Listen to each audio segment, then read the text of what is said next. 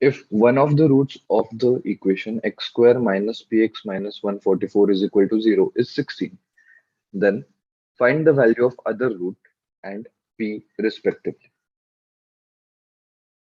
Now, one root is 16, and let's assume the other root to be alpha. Now, product of roots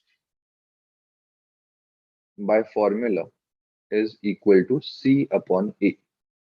Now, if we compare the given quadratic equation with the standard form, we will get a is equal to 1, b is equal to minus p, and c is equal to minus 144.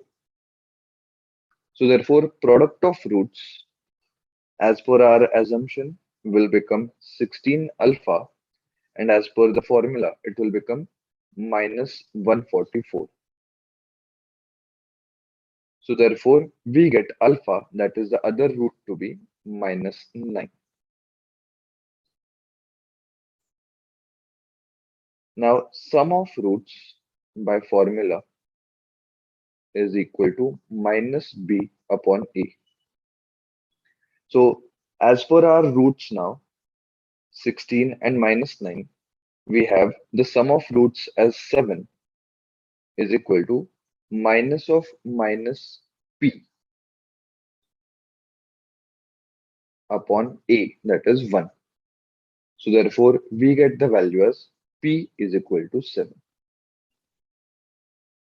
So we have been asked the other root first. So other root is minus 9 and p is 7. So answer will be option A.